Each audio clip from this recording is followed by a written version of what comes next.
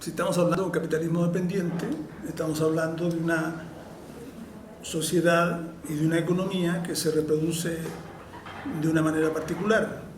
Y entonces el Estado tiene que responder a esas particularidades de cómo se reproduce ese capital en el capitalismo dependiente. Hay dos puntos allí que son claves. Hablar de capitalismo dependiente implica hablar de una economía que participa de manera subordinada en la dinámica del capitalismo mundial. Por lo tanto, el Estado latinoamericano ayuda a reproducir esa condición de subordinación, es decir, reproduce las relaciones que permiten esa subordinación. Y eso en el campo de lo político, pero yendo al campo de lo económico, implica que el Estado ayuda, actúa activamente para favorecer procesos de intercambio desigual que perjudiquen la pérdida de valor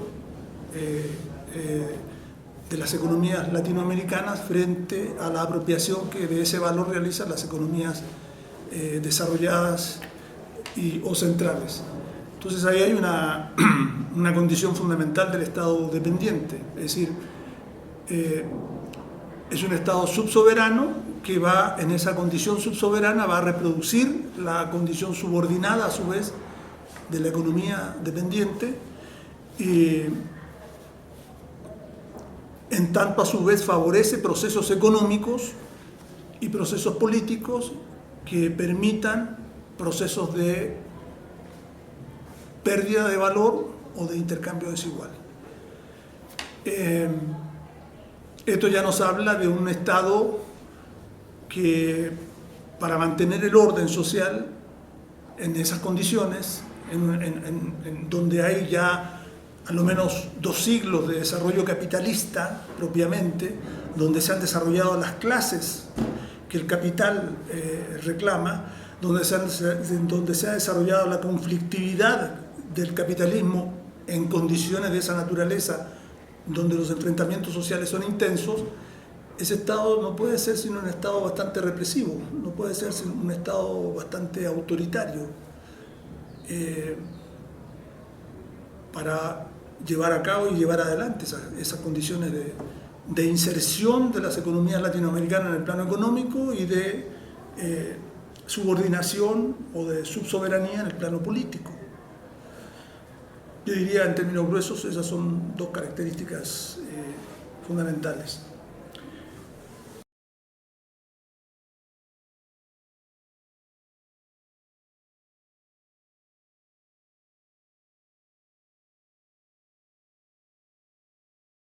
Todo Estado tiene una especie de trípode que tiene que desarrollar, que es condensación de relaciones de poder político, no de cualquier poder, de poder político, condensación de relaciones de dominio y a su vez de aquellas relaciones que permiten la conformación de comunidad, de que permiten desarrollar acciones y desarrollar relaciones que permitan imaginar a la sociedad y a las clases que participan en ella, que los permitan imaginar como formando parte de una comunidad, de una unidad mayor que la sumatoria de los individuos y mucho más considerar a los individuos de manera aislada. Esto es un elemento fundamental de cualquier Estado, digamos, ¿no? Es un trípode o 3 aspectos que son fundamentales. El problema del Estado dependiente es que, en tanto lo particular de la condición dependiente es la superexplotación del trabajo, allí reposa la reproducción del capital. Esta dimensión del Estado dependiente se ha desarrollado muy poco, es decir, más bien, por sustentar formas de dominio donde la superexplotación sea viable, tanto por el capital local como por el capital extranjero, el Estado latinoamericano no puede desarrollar, no puede proyectar aquella dimensión del Estado que tiene que ver con la constitución de comunidad. Esta dimensión se ve subconstituida, está débilmente constituida, no logra, digamos, poder despegar, no logra sustentarse en condiciones reales, como sería incorporar al grueso de la población al consumo, que puede ser una forma justamente de esa capacidad del Estado de poder integrar a la población a la idea de una entidad mayor comunitaria.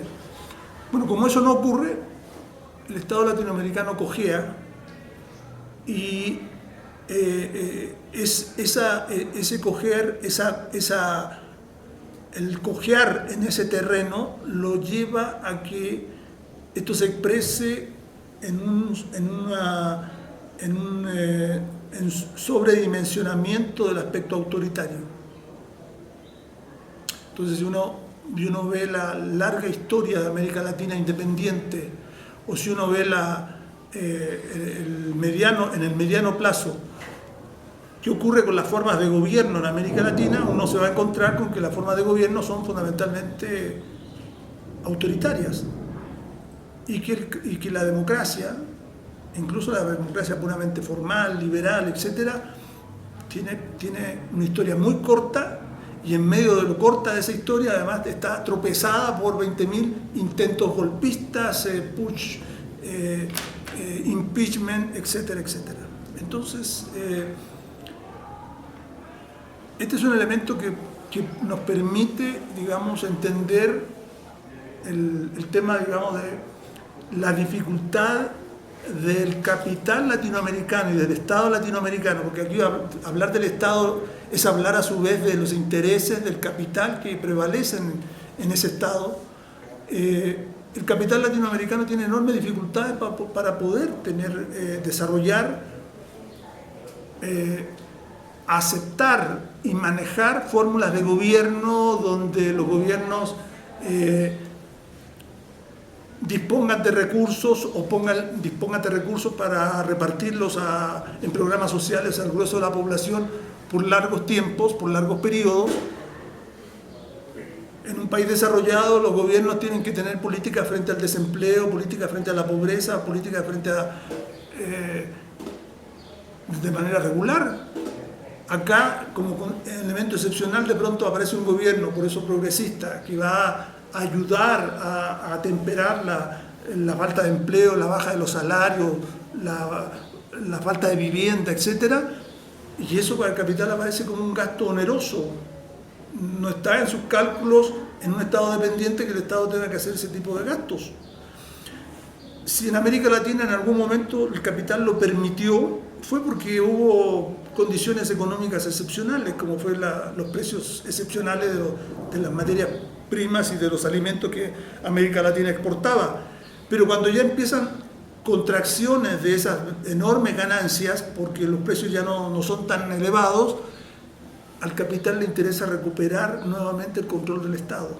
Y ya no está dispuesto a permitir que haya personajes en el aparato de Estado que respondan o que estén preocupados de desarrollar políticas sociales. Ahí el capital está más preocupado de decir, bueno, estos personajes ya me sirvieron, ya fueron útiles en un determinado momento, quizá no nos pusieron determinados obstáculos, pero el hecho de simplemente de aplicar políticas sociales ya era un costo para la acumulación, aunque no nos hayan quitado un peso a nosotros. El hecho de que estén aplicando desde el Estado políticas sociales ya es algo que nos están quitando a nosotros, que podíamos aprovecharlo para los procesos de acumulación. Parte de eso es lo que explica lo que ha pasado con la caída de los gobiernos progresistas. Pero los problemas de los gobiernos progresistas y de los gobiernos populares, agregaría yo, como los de Venezuela y Bolivia, no es solamente un problema económico, yo diría básicamente un problema de orden político. Que lo resumiría frente a los gobiernos populares en estos términos. Las elecciones donde triunfaron Chávez y donde triunfó Morales permitieron que una nueva clase reinante pasara a ocupar las posiciones del aparato de Estado. No que alteraran las relaciones de poder, El poder está condensado en el Estado, no en el aparato. Entonces Lula y Evo Morales pasaron a ocupar posiciones en el aparato de Estado, con su personal, con sus ministros, etc.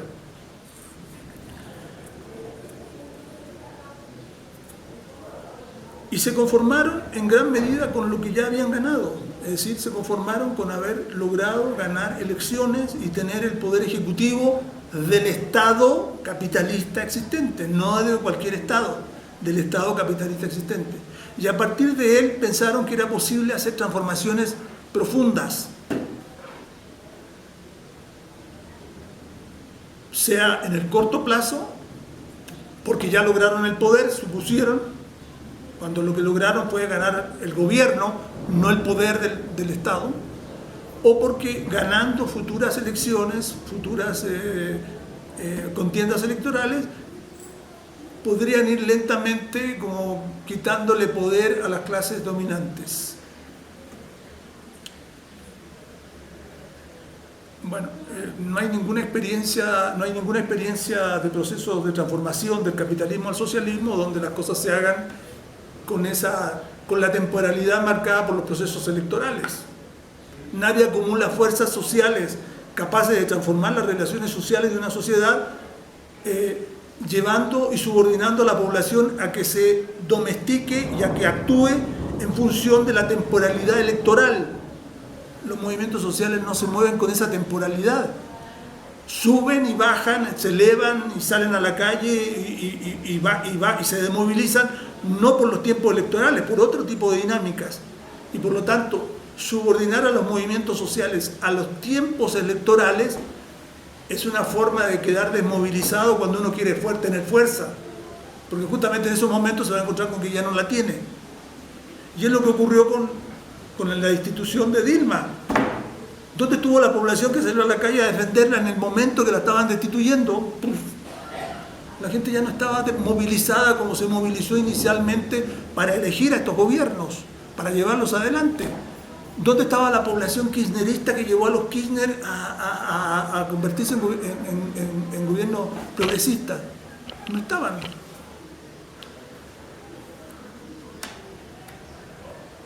Un problema político es suponer que ganar el aparato de Estado, ganar posiciones en el aparato de Estado, se ganó el poder político.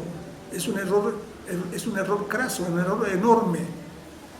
Lo que se ganó fue una posición, el personal que ocupa un lugar escúpido dentro del aparato de Estado, pero no ganaron el poder político. El poder político sigue, en lo fundamental, siguió intacto, tanto en el caso venezolano como en el caso boliviano, siguieron intactos.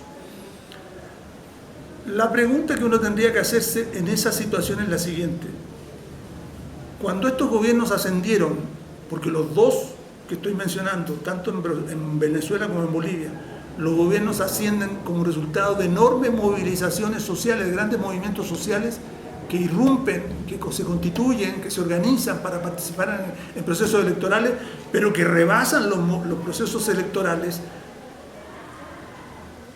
¿Estos gobiernos tenían fuerza solamente para ganar gobiernos o tenían fuerza que podrían acrecentar para modificar el orden social existente? Mi respuesta es que, bajo una equivocada concepción de que con eso ya habían alcanzado el poder o con eso ya era suficiente para hacer las transformaciones sociales, no se dedicaron a aprovechar el enorme espacio que les daba contar con el poder ejecutivo para poder abrir caminos para que la población ganara en autonomía, en capacidad de organización, en capacidad de lucha, en disposición de enfrentar los grandes retos que significa hacerse del poder en una sociedad. Y entonces subordinaron, por lo general esto lleva como consecuencia que los gobiernos subordinan, amarran a esa población a las necesidades electorales que ellos necesitan en coyunturas particulares y no permiten que crezca la fuerza que estaba allí y que estaba a la vista, que se podía potenciar. Bueno, pues no hay nada más desalentador que tener, dizque, un gobierno revolucionario que me está representando, Dice que un gobierno popular que me está representando y que sin embargo a la hora de la verdad, cuando quiero pelear, me da las espaldas y me dice, no, tranquilízate, no, nosotros arreglamos, nosotros hacemos las políticas desde arriba, no lo que la población está pidiendo hacer y lo que está reclamando y lo que están sintiendo como necesidad. Y una necesidad fundamental era modificar la correlación de fuerzas en la sociedad, no una correlación de fuerzas para una coyuntura electoral, una correlación de fuerzas que implicara modificar las relaciones sociales existentes. Si eso ocurrió en los gobiernos populares, el error de los gobiernos progresistas, que no se plantearon el tema del socialismo ni la revolución, los gobiernos progresistas como los de Kirchner y de Lula y Dilma, su error fue establecer un gobierno de conciliación de clases. Vamos a gobernar con el capital, vamos a gobernar con fracciones del capital, vamos a sacarle partido a esa lucha interburguesa donde puede haber disque fracciones nacionales que están dispuestas a llevar a cabo un proyecto nacional y popular. Yo no sé en qué país de América Latina a estas alturas se podría hablar de que existe una fracción burguesa con un proyecto nacional y segundo con un proyecto popular. Y estos gobiernos se aliaron a esas fracciones burguesas, establecieron alianzas con ellas, no, sin darse cuenta que el hecho de establecer alianzas con esos sectores burgueses, los sectores burgueses siguieron desarrollando sus proyectos y sus necesidades, pero fueron limitando la necesidad de las clases populares que esos gobiernos podían llevar a cabo. Fueron limitando la capacidad de esos gobiernos de llevar a cabo las necesidades populares. Por lo tanto, se fueron enajenando lenta, paulatina, pero progresivamente el apoyo de enormes contingentes sociales. Se lo fueron enajenando, lo fueron perdiendo, lo fueron... la población se estrella una vez, se estrella dos veces, se enfrenta a una pared, a la quinta vez ya dice, pues aquí no hay mucho que hacer. Un tercer elemento que creo que tiene mucha importancia en este terreno es que el capitalismo, no solamente en América Latina, pero en América Latina se hace sentir con mucha más fuerza, el capitalismo ha entrado en una etapa de una voracidad y una depredación, es un capitalismo depredatorio brutal. Y en ese proceso ha arrastrado al Estado y al aparato de Estado y a los funcionarios del aparato de Estado, los ha metido en sus negocios, los ha convertido en aliados de sus negocios. Y la única forma de convertirlos en aliados de sus negocios es corrompiéndolos. Y esta clase política, esta clase reinante latinoamericana, ha entrado gustosa de manera masiva a este proceso de voracidad, de depredación y de corrupción, porque el etos social de nuestra época es el que hay que ser un triunfador, hay que ganar, hay que salir adelante, no hay que quedarse aplastado, no hay que ser un perdedor. Y nuestras clases políticas han entrado en esa lógica. Bueno, esto ha terminado por provocar un vaciamiento de las instituciones estatales, un vaciamiento, una descomposición de las instituciones estatales, una descomposición del principio de ley, de que hay un orden institucional que fundamenta la organización en común, que ha llevado a que hoy día ya no podamos hablar de que hay una crisis económica en marcha. Hay una crisis política estatal profunda en marcha.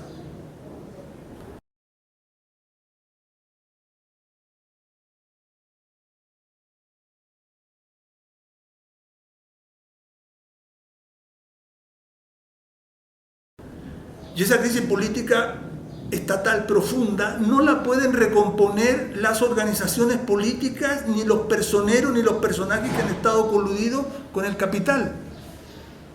La pregunta es ahora, ¿quién le pone el cascabel al gato? No son estos partidos políticos los que tienen condiciones de poner en orden a este capital depredatorio y voraz. No son estos partidos políticos. La esperanza de América Latina reside en una condición estructural. Estructuralmente América Latina ocupa un lugar particular dentro del sistema de dominio mundial del capital. Y ese lugar es constituir un eslabón débil de la cadena de dominio imperial, un eslabón débil. La Revolución Mexicana, la Revolución Haitiana, la Revolución Cubana, los gobiernos populares, desde Allende en adelante, ponen en evidencia que aun cuando el capital ha apretado, ha desarrollado políticas contrainsurgentes para generar paz social y poder implementar proyectos a sus anchas para poder dominar, en los momentos menos esperados aparecen e irrumpen procesos rupturistas. El ejército zapatista en su primer momento. Procesos rupturistas que potencialmente apuntan a crear algo nuevo, apuntan a ser gérmenes de un otro poder, de una otra sociedad, etc. Bueno, la esperanza de América Latina reside en eso. Uno puede ver que en medio de la descomposición política que se vive en Venezuela, propiciada por la contrarrevolución, propiciada por Estados Unidos, por el imperialismo, se sostienen ahí movimientos sociales que buscan defender la idea de una organización popular, de un gobierno popular, etc. Aunque ese gobierno popular, la verdad que gobierna poco o nada. Porque la contrarrevolución le ha ido ganando la calle, la contrarrevolución le ha ido ganando la organización económica, la contrarrevolución le ha ido ganando iniciativa. Esos sectores populares no se han rendido. Y ojalá que no se rindan y ojalá que la contrarrevolución no triunfe, porque si llega a triunfar en Venezuela, toda América Latina va a sufrir los costos de un triunfo contrarrevolucionario, no en las urnas, sino en la calle. A esta altura es mejor que a Maduro pierda en una urna que pierda por una lucha callejera y por una lucha contrarrevolucionaria, digamos, en las formas que he ido tomando. Entonces, repito, la esperanza de América Latina es que destituye a Dilma y en muy poco tiempo, a menos de un año, se reconstituye, o al año de destituida se realiza como nunca en los últimos 30, 40 años se lleva a cabo una huelga general en Brasil, que uno dice, bueno, aquí hay una fuerza social dispuesta a muchas cosas, a muchas convocatorias, a muchas capacidades de acción.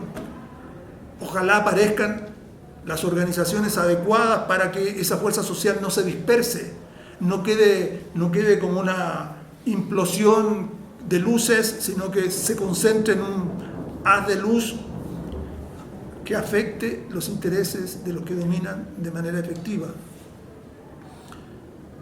Ese elemento de la política latinoamericana creo que es relevante como nunca destacarlo en el día de hoy. La condición del eslabón débil de América Latina y por lo tanto el hecho de que de manera recurrente, de manera permanente, aún en los momentos de mayor oscuridad en la región, como fue el periodo posterior a los golpes militares, aparecieron gobiernos populares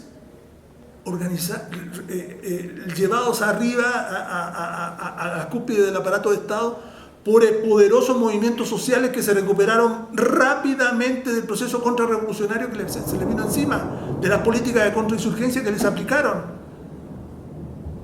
En España los movimientos populares después de la Guerra Civil Española hasta el día de hoy no terminan de recuperarse. En América Latina en menos de 2 décadas, 3 décadas ya estaban recuperados y con capacidad incluso de establecer gobiernos a los pies del imperialismo. Eso habla de que hay una dinámica donde el aguijón revolucionario, el aguijón rupturista, etcétera, está presente por la propia condición dependiente, subordinada, entreguista de nuestras clases dominantes, que abren las puertas, han abierto la economía, han abierto las condiciones para que el capital extranjero a su vez se lleve las principales riquezas de nuestras naciones. Muchas gracias. desgraciados que la pasan mal. Hemos dicho basta y echado a andar. Nadie en el mundo nos puede parar. Empezó la lucha y vamos a triunfar. Por fin la justicia llegará a reinar. Hemos dicho basta y echado a andar. La sangre caída me supo enseñar cuál es el camino que debo tomar para que en la tierra haya libertad. Levantar cabeza y no mirar atrás. El futuro es nuestro, nueva sociedad. Hemos dicho basta, que echado a andar.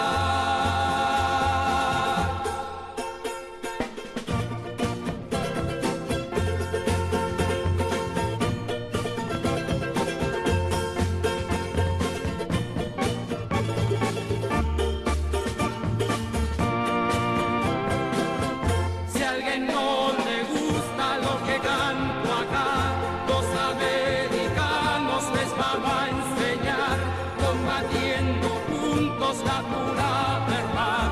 Jóvenes o viejos en este lugar, todos con los pobres vamos a pelear.